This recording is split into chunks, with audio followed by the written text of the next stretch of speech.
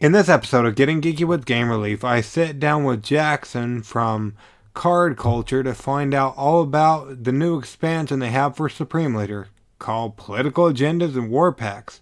Then we'll see what else is on Kickstarter.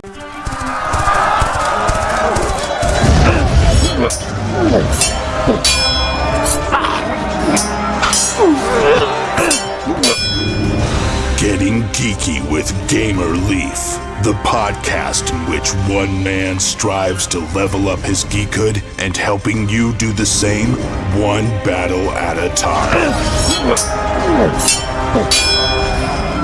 Now, let's get geeky with Gamer Leaf.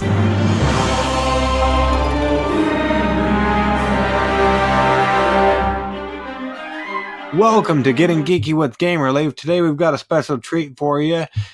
Perhaps you've seen all the politics and whatnot. You've seen a lot of politic games, but you've always wanted to be a leader. Now's your chance with this new game. Today we're joined by the creator mastermind of Supreme Leader that's back on Kickstarter with some expansion packs. Is that right, Jackson? Is that how you fall in line with Supreme Leader? You're the creator mastermind, or how do you fall in line? Yeah, so I'm the designer of the game. I'm the head designer. It was my conception. A lot of it was my building, and then I have my co-designer. His name is Michael Arcuri, but it's just me here today. But yeah, our game is essentially, we wanted to show a little bit what power feels like, what being a leader feels like, and a little bit about how to, gain influence and control across the table. Awesome. Thank you so much for joining us on Getting Geeky with Game Relief. We really appreciate it, Jackson. Thanks for having me. No problem at all. Now, before we jump into your game and everything, let's rewind a little bit if we could. How did you get into playing tabletop board games? Yeah, so actually my journey was pretty similar to most people's, but how I got there was a little bit different. It was my senior year of high school, which was forever ago now. But it was Father's Day coming up, and my mom wanted me to get a copy of Risk for my dad. And I had the idea, because at the time I was reading a lot more indie stuff, I was watching more indie movies, and I had the idea, I was like, well, there's got to be other games out there besides just Risk and whatever I see at Target. So I remember I actually Googled Board Game Store, because I knew some of my friends played Magic and stuff. So I went down there, and I asked the guy at the shop, I was like, I don't know nothing about board games. What do you recommend? He recommended Settlers of Catan and Small World. That's what got me into the hobby. My dad actually didn't like either of those, so I have both of his copies. But basically, that was when I got hooked. I got tired of watching my friends play video games or sitting around not like staring at our phones. And I found board gaming is a great way to create memories and bring people together. And I've just been hooked ever since. Awesome. And is your dad still playing Risk these days? Yeah, he likes the old school games. I don't know what it is, but he just can't get over the hump of the new age type of games. Oh boy, yeah, I still like some of those old ones. Do you ever play any Risk anymore?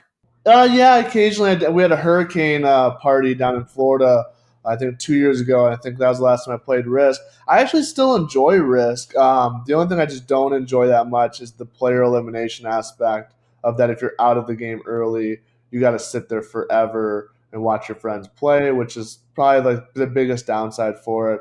I have the old school generic games. I'd probably say Risk is the only one that I still do enjoy. So I can't play Monopoly, Clue, Trouble, anything that Hasbro's main lines. There's so many better games to spend my time with now than, the ones we grew up with. Yeah, most definitely. I hear you there. I really enjoyed Sorry as a kid from what I remember. And then a while back ago, I bought it for my kids and I was like, I really like this. Wow. Yeah, it's weird because like the nostalgia of it, you're like, wow, this is going to be so much fun. And then like, it's not like that. I had that same one with Clue. My buddy bought Clue and then had me over with his family for a game night. And it was just a lot of, is this over yet? Like, it was so boring. And he's a tabletop person and stuff, so we just saw that, I think it's like if you only listen to bad music, or only watch like bad films, I guess, and then you see something good, it's hard to go back to that. Does that make sense? Yeah, most definitely. But I'm glad you're still like Risk. I'm a big fan of Risk. Now, imagine your dad's not listening to this. So I like to ask people who are into Risk and stuff what their strategy is in playing it. So just imagine he's not going to listen. What's your strategy, if you don't mind divulging? like majority of people out there, I do try and hold Australia. If I don't get it in the beginning rolls, I'm usually a Latin America and South America and North America style. Yeah, mine what me as well. I like either what is South America, and I'll sometimes do Africa, and then Australia for sure, and then the United States just lower holding points. My 16-year-old son though, he'll kill me, and he goes straight for Asia. I don't understand it. Asia's too hard to control. That's why places like South America and Africa are good strongholds to expand outwards of. Yeah, my thoughts as well. Now, something that's completely, or seems like it might be on a different front, is word on the street is you have a new expansion for your Supreme Leader. What can you tell us about newcomers like myself? What is Supreme Leader exactly? Yeah, so Supreme Leader is a game of social manipulation and political survival. What is that exactly? I've heard of social deduction, but what's social manipulation? So every round, someone's voted into the United Nations. Now, the United Nations focuses like a jury, like if you've seen the show Survivor or Big Brother. No one wants to be in there. So every round, people are bribing one another. They're playing cards. They're activating the special abilities on their cards. They're doing whatever they can to not be in the hot seat, which then usually defaults to certain people on the table being de facto leaders. Like, so they're trying to socially manipulate other people on the table to do their bidding, to vote the way they want, to target the players that they want. No one's in and of itself operating as an individual actor. You're acting as a group for your own interests. So you're working cooperatively in a selfish sense, if that makes sense. Yeah, I think so. That's cool. Okay. And so if we sat down to play Supreme Leader, what's my turn going to look like, or what's the game consist of? Yeah, so there's 5 phases to the game. The first phase of the game is production. You just produce based off of whatever your card says. So, for example, if you are um, whatever leader, you would take that amount of income that your card says. So if it's $5, if it's $10, if it's 15, that's what you would take. Second phase of the game is the buy phase, where you get to go around the table and you get to purchase what are called strategy cards. These are cards that can be offensive, defensive, or economic in their major. They add a lot of depth to the game. They can do things like control somebody, silence somebody, double your money, make cards cheaper, change your faction type, everything. And then the next phase of the game is the deliberation phase. This is the main meat of the game, where everyone sits around the table, makes their deals, and decides who they're going to vote for. Then in the following phase is the elimination phase. Everyone counts down from 3. Everybody points. Your point is your vote. The player with the most votes joins the United Nations. After this is done is an event phase, where an event card is drawn, and this will then impact the following phase. So, for example, there's cards like Civil War. If Civil War is the event that's drawn, it says for the following round, if there's a tie, both players are eliminated and join the UN. So that's a way that there's times in the game where you have 2 rounds in a row where there's a stalemate because the table's divided equally. And then when that card pops up, people know, well, I need to either get that other player out or my other teammate's going to go down with them. So that's an example, and then it basically resets down to then it resets back to the first phase, which is production again. Okay, and I'm not eliminated from game, but I'm go over to the UN. What's my turn look like in the UN? Is it different or anything? Yeah, so when you're in the UN, you produce half your income, and then you vote as a collective in the elimination phase, and you participate in the deliberation phase. So you are essentially a jury that's checking the players that are in game. So in the beginning, the UN's not very strong. It's just 1 out of, like, let's say, 8 people on the table. But as the game gets down, when there's only 4 players left, 20% of the entire votes cast will come from the UN. And it's usually made up of people who don't like you, people you betrayed, people you backstabbed, people you put there. So they are always gunning for you. So you are at the same time managing all the players that are active on the table while trying to cooperate with the UN. And then event cards pop up sometimes that give the UN basically free total control for following turn. Like, we have certain ones in here where the UN only votes for who gets eliminated. The UN, they each get an individual vote rather than a collective vote. Sometimes they can vote to eliminate someone. So the events, the UN is always active, and people can have a large amount of fun. I actually really enjoy being in the UN because when you're in the UN, you're safe. Cards can't be played against you. abilities can't be played against you. You are in the face of the active leaders, making their lives more difficult every single round. Okay, so that's yes, that sounds pretty cool. And I recognize some of these leaders on the Kickstarter, like what Ronald Reagan and Abraham Lincoln and stuff. Yeah, absolutely. So one thing for us is we wanted to have a diverse cast. We just didn't think it was fair to draw the line on what leaders to include or not to include. This game is for people that like politics. It's for people who like history. So we wanted to include as much content as we could. Like Thomas Sankara is in our expansion, who for people who are really political, he's like a really he's a great addition to a game because you wouldn't see him that often. He was a minor leader who led a revolution in Africa, which gave independence to his country. So those little things too are like things that people have messaged us and like, wow, that's so cool. You put someone like this in the game, and that's what we try and run with. And I don't know about everybody, but from the board game industry, since I've been in it and stuff, it seems like a lot of the time when there's a political game, a lot of people shy away from that. Was there any biases you guys had to overcome with your game initially? Yeah, I mean, we still do. It is something we get hit with. The thing for us is a lot of political games that are out there are really trying to. They either have an agenda. Let's say they're making fun of the president, or they're making fun of some social movement, or they're too topical in the sense that it's dealing with issues currently going on. For us, we really just wanted to create a game that taught people about power and about international struggles. So for people who don't like politics, it might not be their thing, but at the same time, the game, if you like to argue, is a blast. If it's not even your type of theme, it is still something that the core mechanics of it are fun. If you like to be argumentative, if you like to be social, if you like to be out there. For us, the main thing we really were going after was the attempt at building a large party game that wasn't another social deduction game. Because if you look at my shelf, when I have a bunch of people over for a game night, most of my games are going to fall into social deduction once I break that 5 person count. And we really wanted to get away from that. Oh, okay, cool. Is there other social manipulation games, or have you heard of any? Not really. It, I don't want to say like our game's super unique because I know every designer is going to want to say that. But really, I don't know any other games that really give this type of experience. I guess maybe two that would be similar that I'm thinking of is Dead Last and Good Critters are probably the only ones I could think are similar. But even then, they're much different. With Dead Last probably being the closest. Oh, okay. I haven't heard of those two, but that's cool. So you talk about arguments.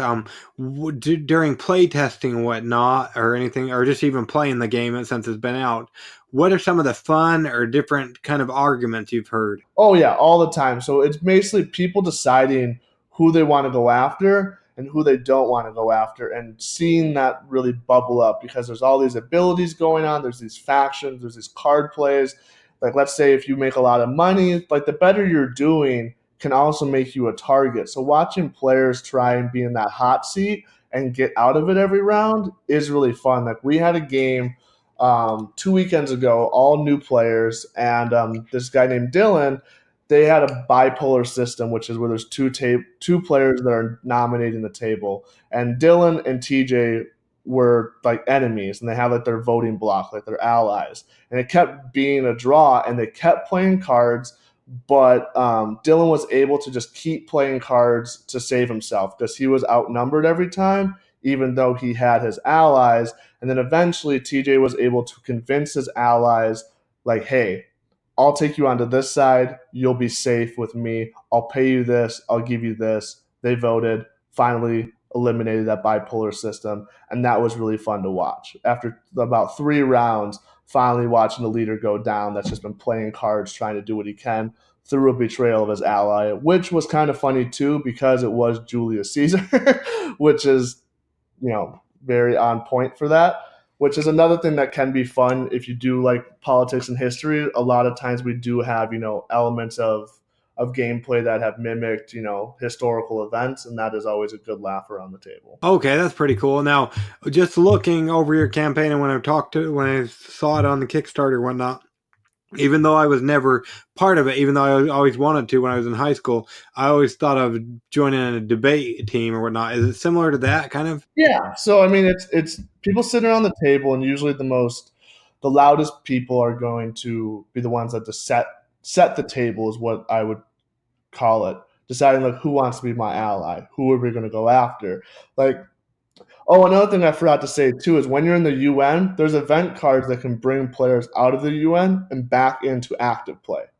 So once you're voted out, game's not over for you. You can even still come back and win, which I'm about to get to. I actually I have a friend named Molly who she is phenomenal at this game. She wins all the time when she plays because she's really good at convincing people to do whatever she says. So I was in the UN and she had her voting block, and a card was brought up to bring me back into play. And Molly was like, "Yeah, we'll just bring you back in, and then like we'll eliminate you next round, and then we'll go back to winning the game."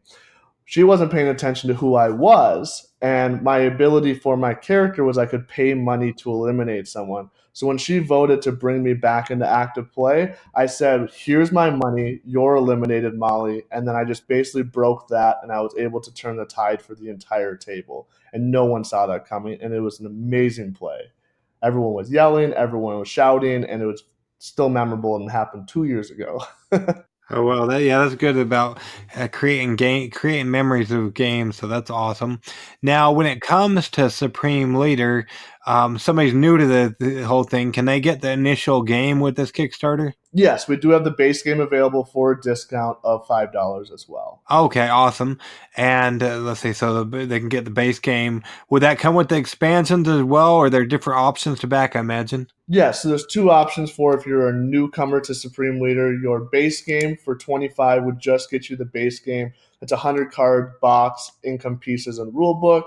For the $40 tier, you then get the first two expansions for Supreme Leader along with the base game. And if you're not new to it, I imagine there's just the expansions as well. Yep, for $15, you can get both the first expansions for Supreme Leader. Now, somebody's new to it. When it comes to Supreme Leader, what makes your game pop is what my audience should go check out. And if they like what they see, back it on Kickstarter today, Jackson.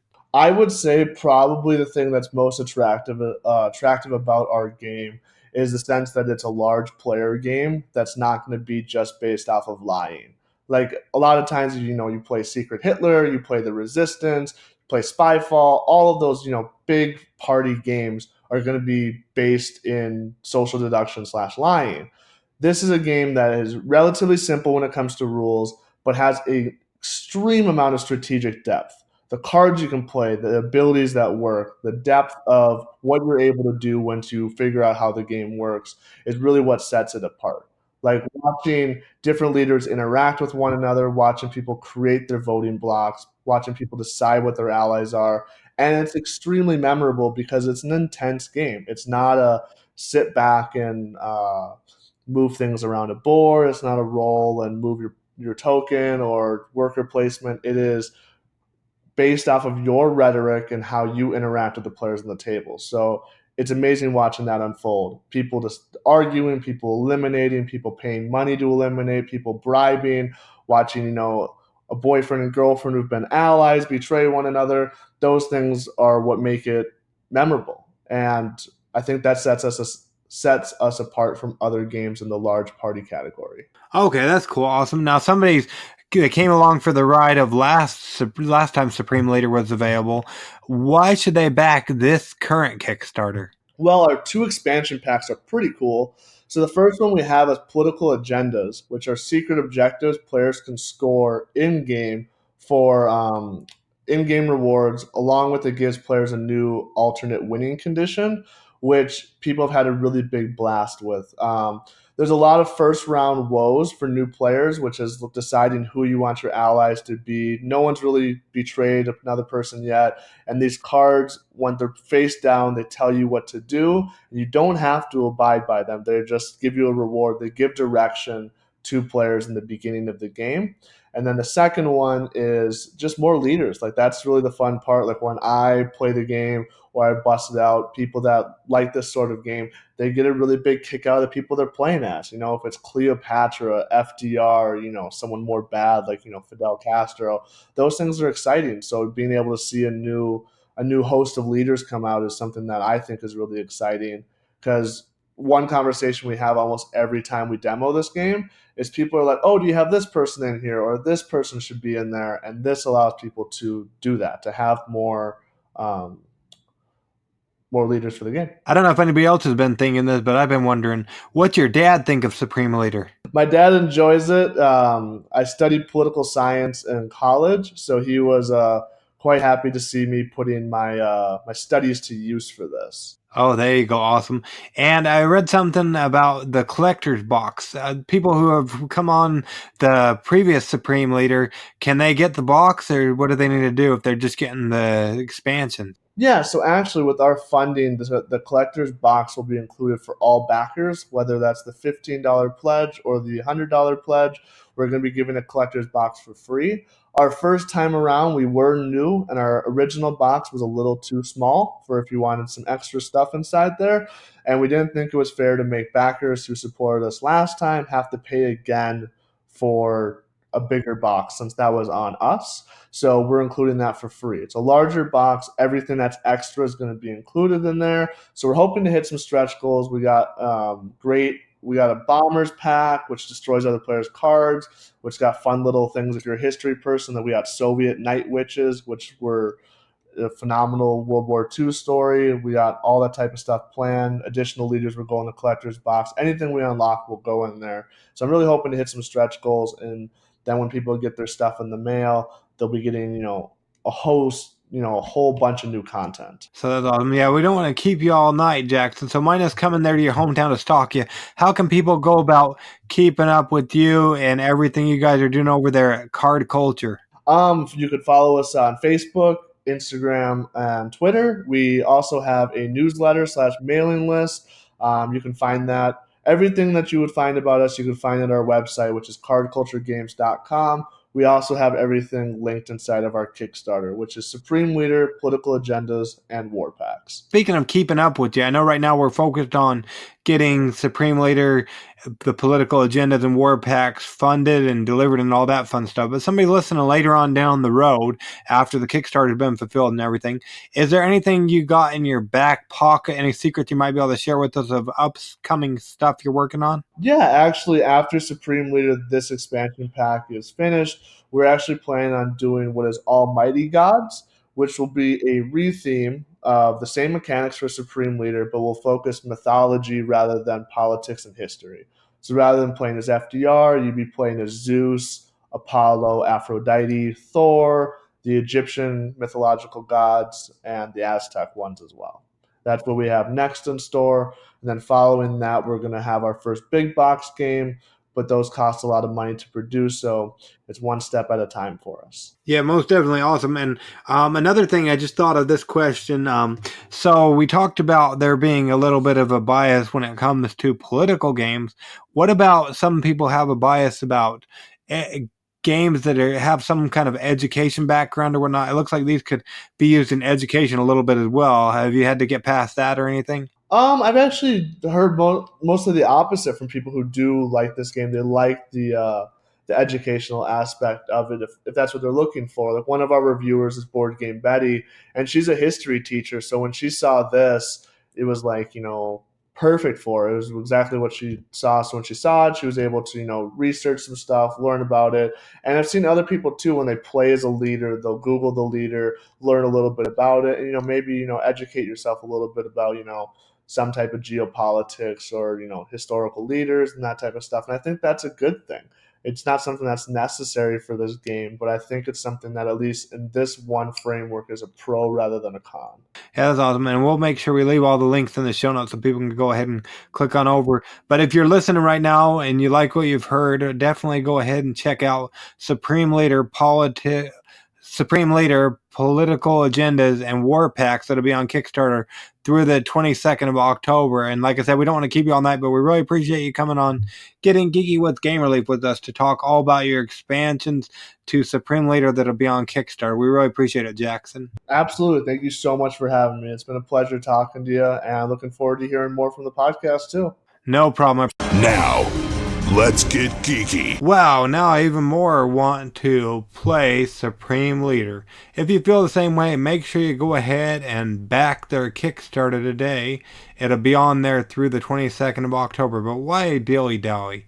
Now, let's go ahead and go with Batterina Leaf, shall we? Where are we going, Batterina? Kickstarter corner! For peace, there must be war. Monkeys versus lemurs.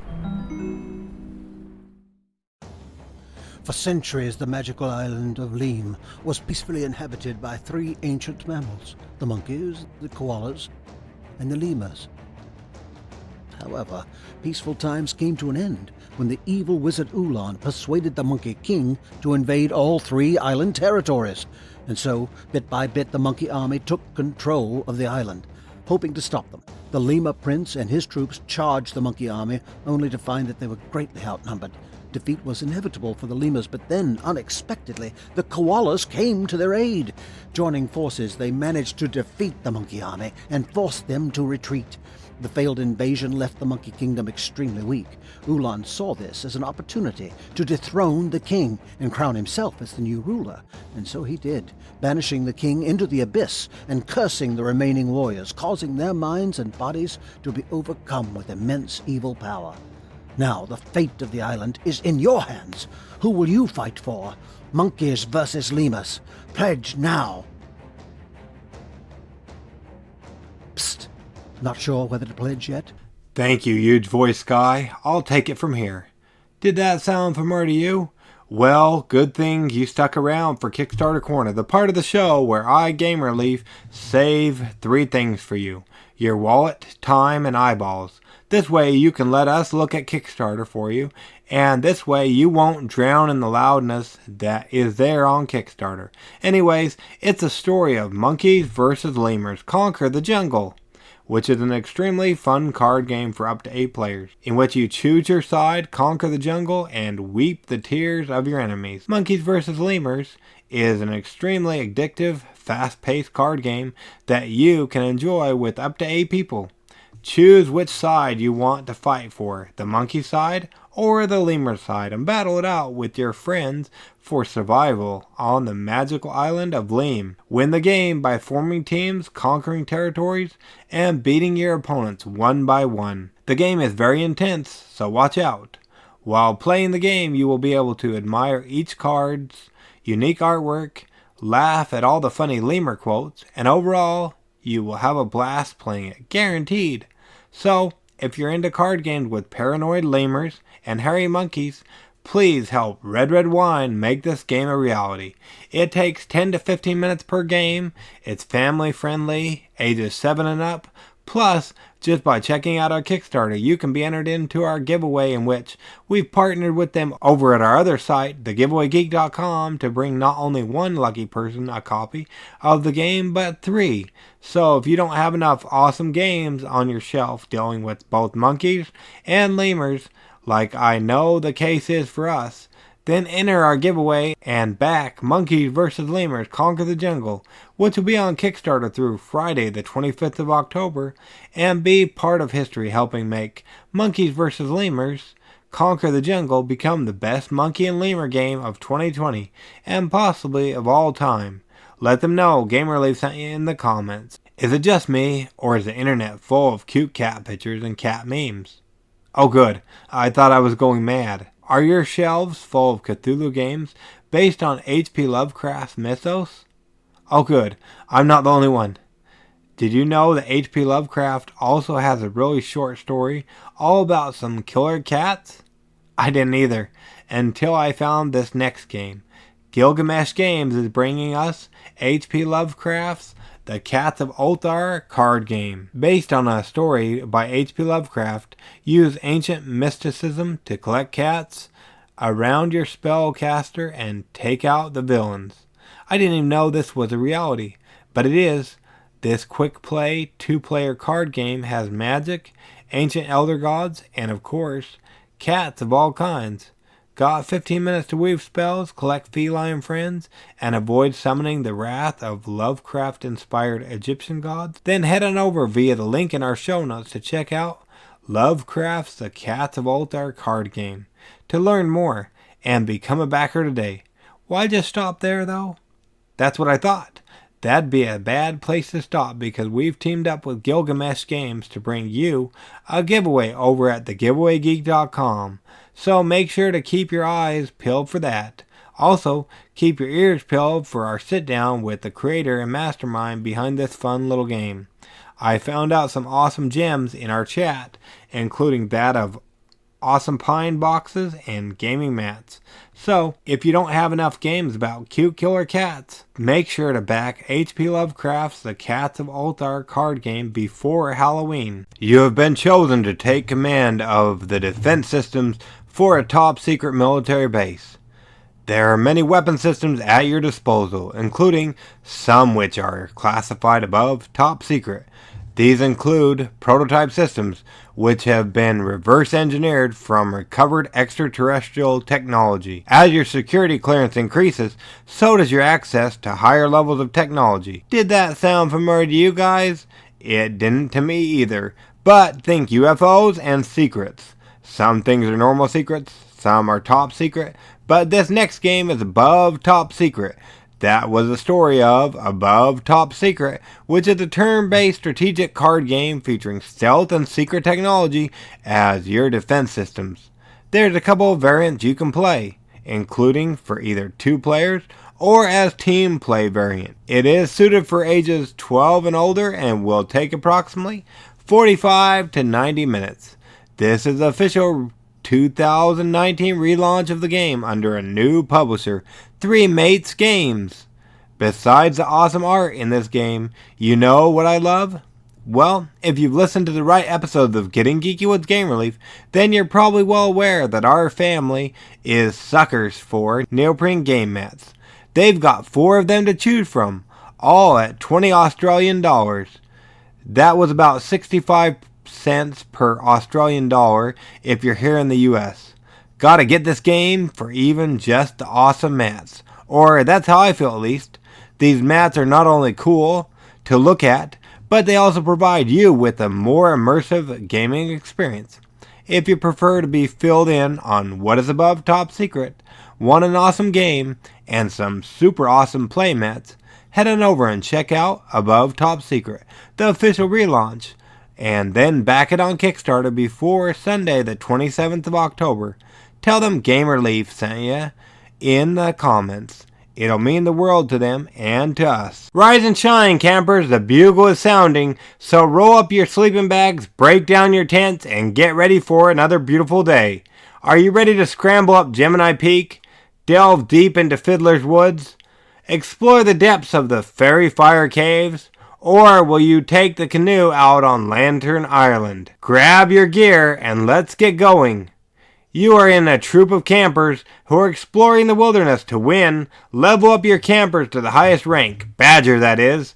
Along the way, you will need to collect achievement patches, which will give your campers special abilities and allow them to level and win the game. Camp Pinetop offers endless variations of gameplay with 32 map cards in the base game.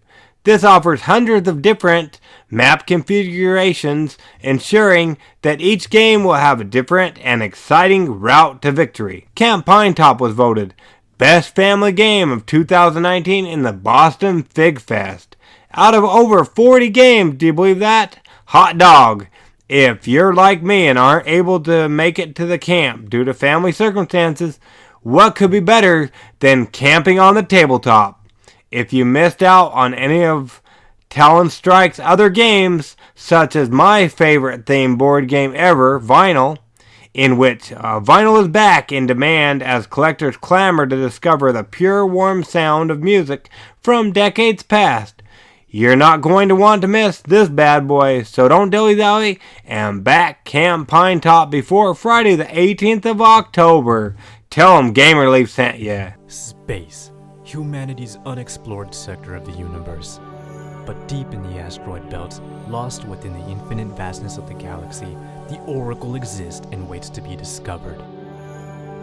The Oracle, an ancient alien artifact, can prevent the destruction of one fortunate planet. The most worthy civilization in the galaxy will win the Oracle and thus survive the apocalypse. The rest are doomed. In interstellar space, you will play an alien life form. You will engage in combat with other alien races to win the precious life-preserving artifact.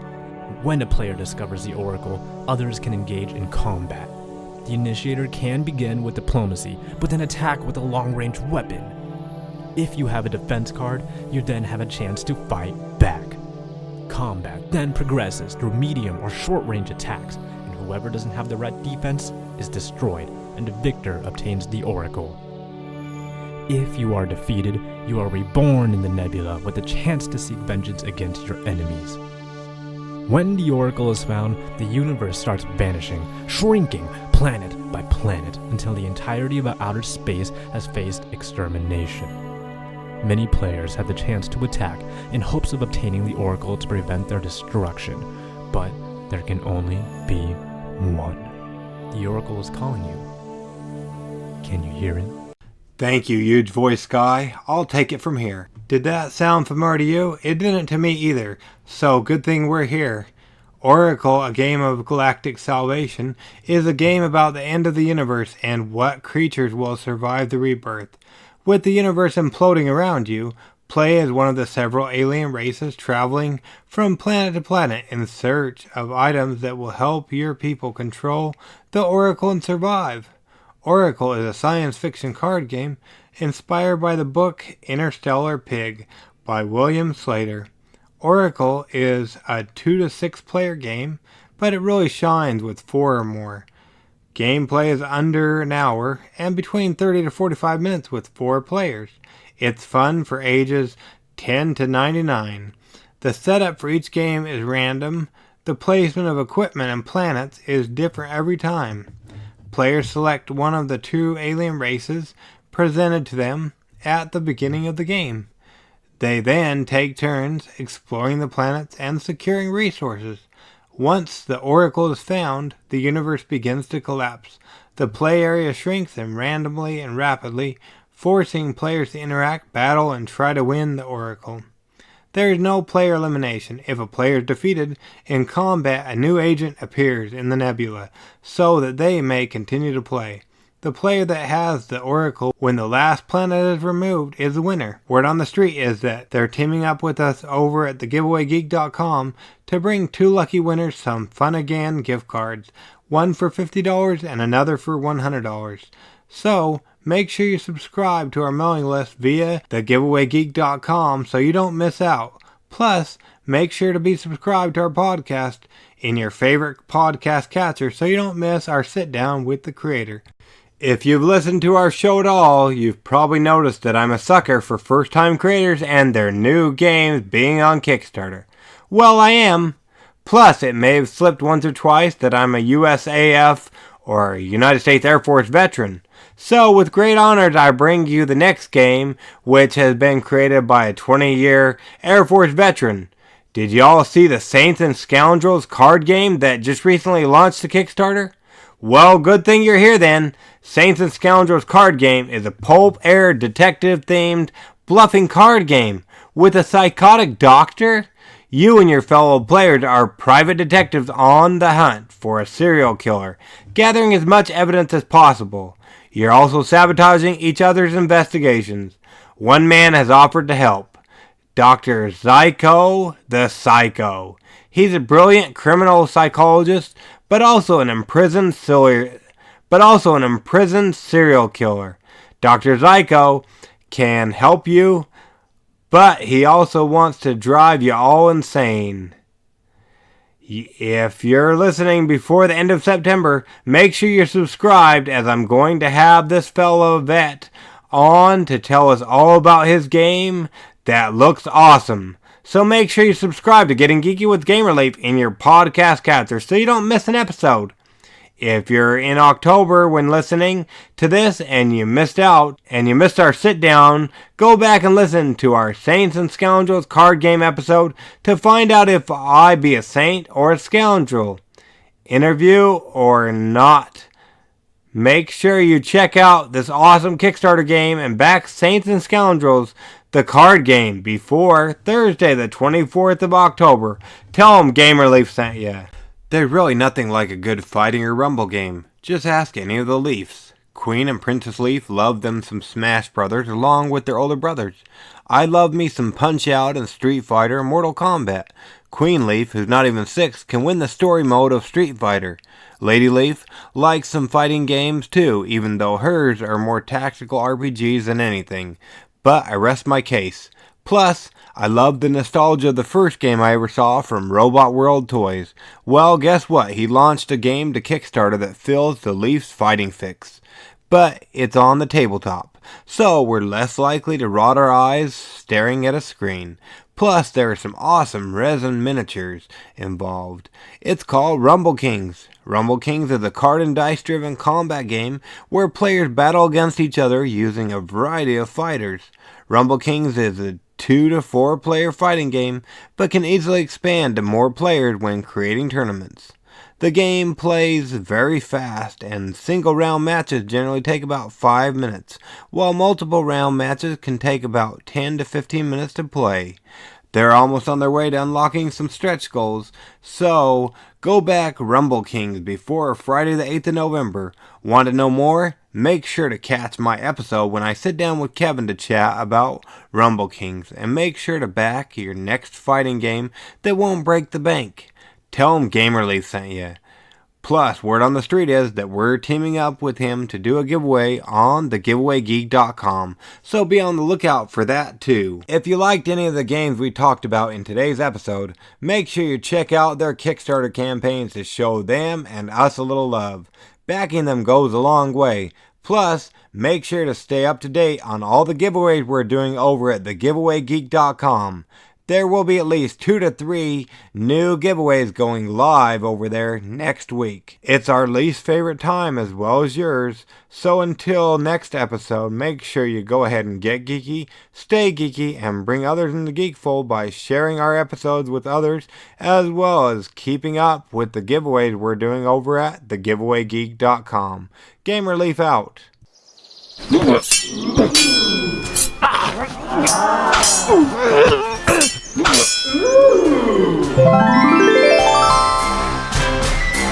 GamerLeaf levels up.